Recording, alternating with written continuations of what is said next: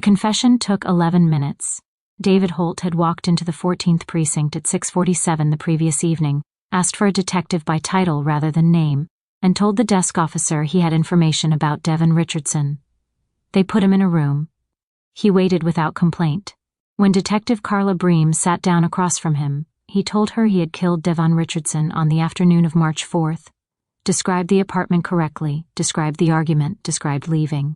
He didn't ask for a lawyer. He signed the statement at 6:58. The desk officer noted later that David Holt had been the calmest man he'd ever seen walk through that door. Ray Collier found out at 7:43 the next morning. He was at his desk, first coffee still too hot to drink, going through the previous day's paperwork when his phone rang. He had David Holt's sign-in sheet dated March 4th still in his hand from filing. Check-in at 2:05 p.m., session run until 4:10. Devon Richardson, the detective on the phone told him, had died between 2:30 and 4:30. David had been in Ray's office when Devon Richardson was killed. Almost. There was a gap, 25, maybe 30 minutes when David had stepped out to take a call. Ray had logged it the way he logged everything. Time out, 2:47. Time back, 3:14. Clean, procedural, unremarkable at the time. The gap was small, but it was there, and David had known it was there. 24 hours later, Ray Collier would understand that David Holt had built the whole thing around that gap, and around the man who logged it. Welcome to Strong Mind Stories. Character-driven stories with a twist you won't see coming, and an emotional truth you probably will. Hit that like button and subscribe if you want more. Let's get into it. Ray had been a parole officer for 19 years, which was long enough to stop being surprised by what people did and start being interested in why they did it. He worked out of the city's Southwest District office in a building that smelled permanently of burnt coffee and carpet adhesive, managed a caseload of 41, and had the particular organizational habits of a man who had once been burned badly enough by his own sloppiness to cure himself of it entirely. His desk was clean, his files were current. His documentation was, by the assessment of every supervisor he'd ever had, exceptional.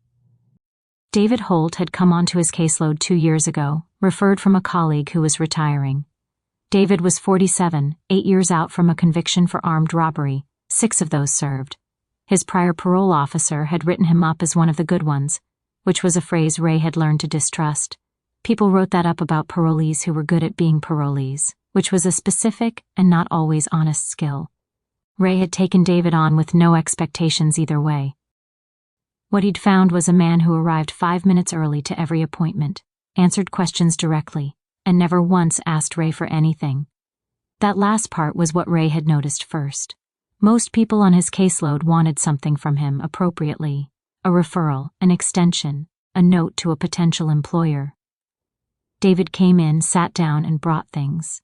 Information about a job training program. A question about certification requirements he'd already researched. Something useful each time, as if he wanted to demonstrate that the appointment was a fair exchange rather than charity. Ray had read this as self-sufficiency, the particular dignity of a man who had decided to need very little from the world. He'd vouched for David at a formal review 14 months into the arrangement, when the state ran assessments on the district's caseload and David came up for evaluation. Ray had put his name on the recommendation, which was not something he did lightly. He sat now looking at the sign-in sheet and thought about that. Detective Bream met him at the precinct at 9 a.m. She was around 50, short hair, a quality of efficiency that reminded Ray of the best people he'd worked with. Not unkind, not unfriendly, simply using exactly as much energy as the situation required, and no more. She gave him coffee he didn't ask for, and he drank it. "He's got a lawyer," she said. "Public defender. He's been instructed not to answer questions. He confessed. He did, voluntarily and in detail. Signed statement." She looked at him evenly. "I understand you have a sign-in record. From my office, he was there during the death window. There's a gap in the middle of that window. 27 minutes. He stepped out to make a call." She nodded, the nod of someone acknowledging a fact they've already processed. 27 minutes is the question, Mr. Collier. Devon Richardson's building is 11 minutes from your office. A round trip leaves 5 minutes. That's not enough time. It's not comfortable. It's not nothing. She set her cup down. The ME's window is 2 hours. His confession is internally consistent, matches the physical evidence, and was given voluntarily by a man with a prior violent conviction and a documented history with the victim. What history? They came up in the same neighborhood. Early 2000s. She paused in the way people paused when they were deciding how much to give. Phone records show contact over the past 8 months. Ray looked at her. You're proceeding. I'm doing my job, which right now means a clean confession from a credible suspect. She held his eye. If you have alibi evidence you want on the record, file it formally. Talk to his public defender. He asked to see David. She told him she'd pass the request along.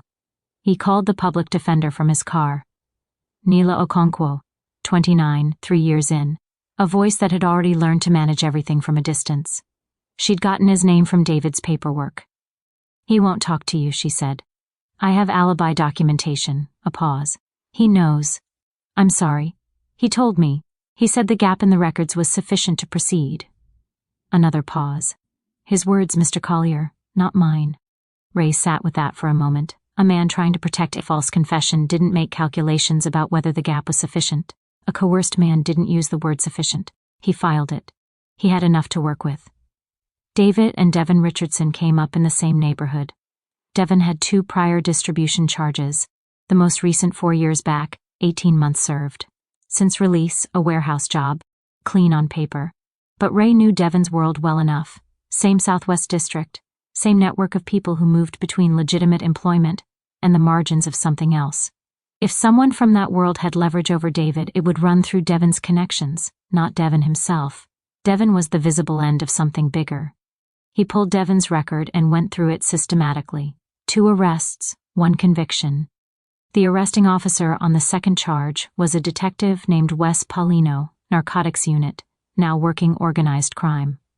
Ray had worked adjacent to Paulino twice in the past, knew him well enough to call. Paulino picked up on the 4th ring. Ray explained the situation in 2 sentences. Devin Richardson, Paulino said. Yeah, he was useful to us for a while, gave us names in exchange for the deal on his second charge. Who did he give up?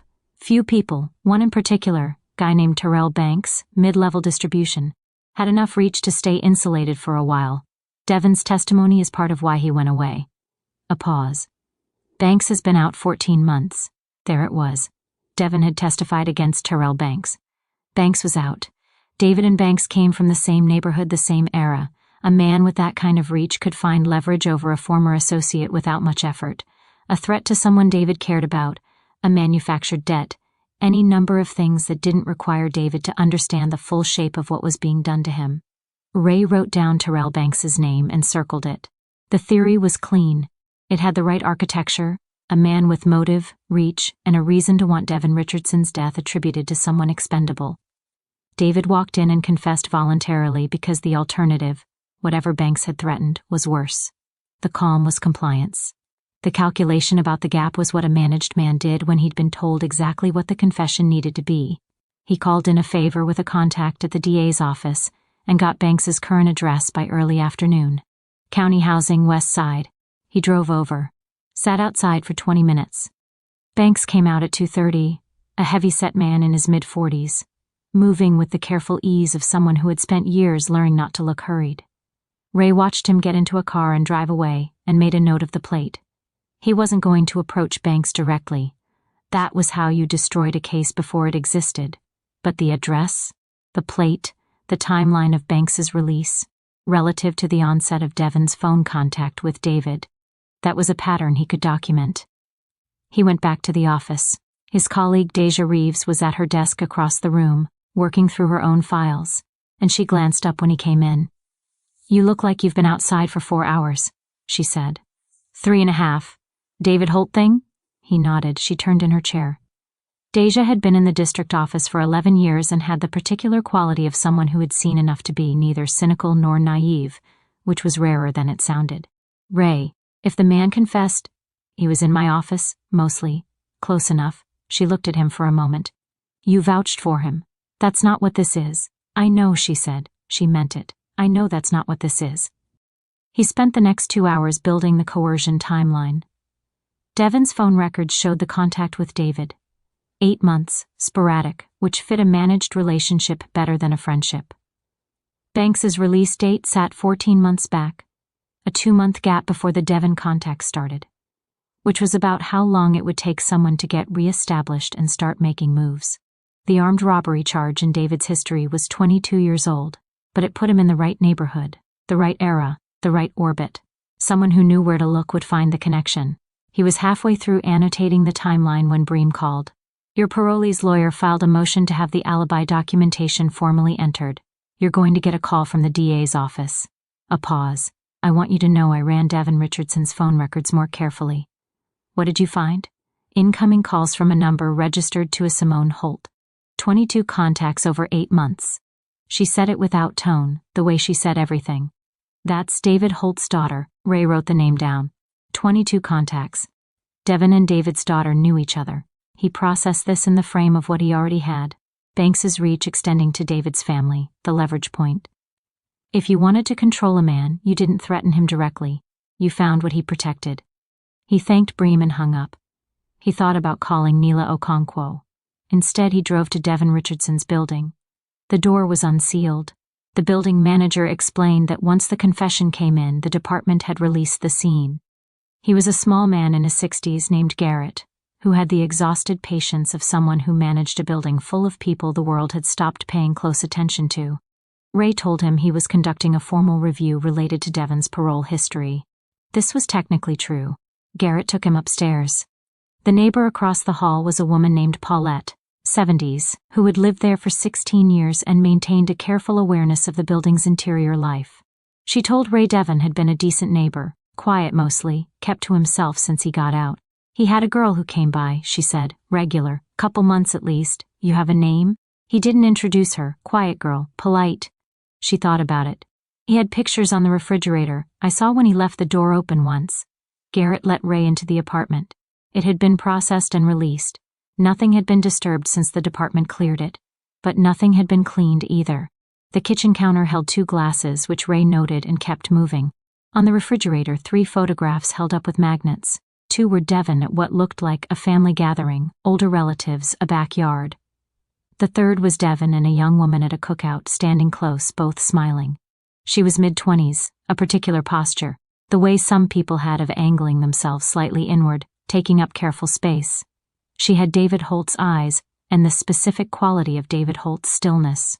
The stillness of someone who had learned it young. Ray looked at the photograph for a long time. He went back to his car. He sat there with the engine off for a while. Then he opened David's intake file on his phone and found the family contacts section. Simone Holt. 26. Emergency contact. He went through everything again. Not Devon's criminal connections. David 8 months of phone contact between Devon and Simone. Devon's building with a young woman's photograph on the refrigerator. A woman who had David Holt's posture and eyes. 2 glasses on the counter when the police arrived. Devon's statement described a confrontation with David arriving alone. Finding Devon alone, 2 glasses said someone had been there before David arrived. Someone who knew the apartment well enough to know where the glasses were. A man who owed Devon money from a criminal past would not have a photograph of Devon on his refrigerator. A woman who had been in that apartment for 8 months would. David's confession had described the argument as being over old business, money from years back. But David and Devon had been in the same orbit decades ago. There was nothing in David's record to suggest active debt. What there was, in Devon's financial records that Ray had pulled earlier and not looked at closely enough, were irregular deposits that fit a pattern, small, recurring, the shape of someone managing an ongoing collection rather than settling a single debt. Devon had been collecting from Simone, not David.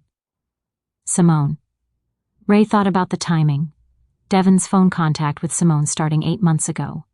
The irregular deposits starting 7 months ago. A girl who had learned to take up less space.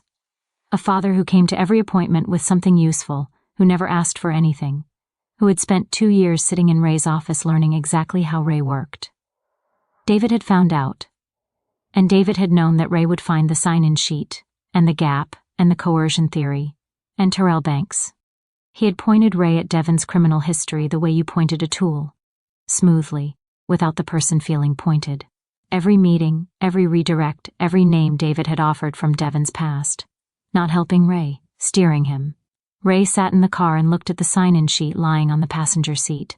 March 4th, 2:05 p.m. in, 4:10 p.m. out. David's signature at the bottom, clean and deliberate, the signature of a man who always did the paperwork correctly. He had vouched for David at a formal review. He had put his name on it. He had believed that meant something about his judgment, about what careful documentation and structured observation could actually tell you about a person. He had believed that his precision was insight, that logging the gap, noting the time, building the pattern was how you understood what was true.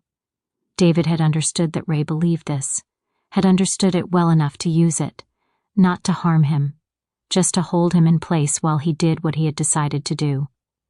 Ray thought about the 11-minute confession, the signed statement, the desk officer's note, calmest man he'd ever seen walk through that door. He thought about what it cost David to walk through that door.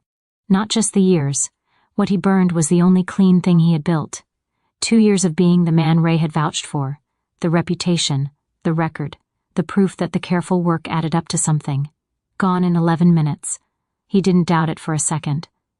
Ray thought about his daughter, Amber, 24, living 3 hours north in a city Ray visited twice a year on her birthday and at Christmas, reliably, correctly, with the same procedural care he brought to everything. He called when he said he would call. He remembered the important dates. He did the paperwork. He had never once called her because he couldn't stand the distance and had run out of reasons not to say so.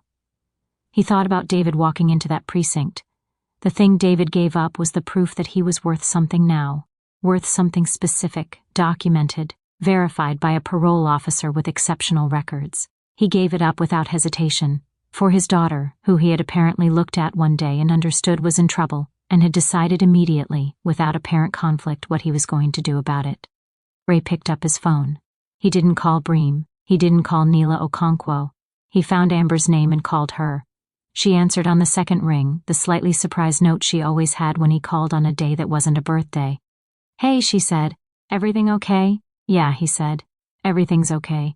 He sat for a moment with the sign-in sheet on the passenger seat, and Devon Richardson's building going gray in the afternoon light outside the window. "I want to come up and see you, not at Christmas."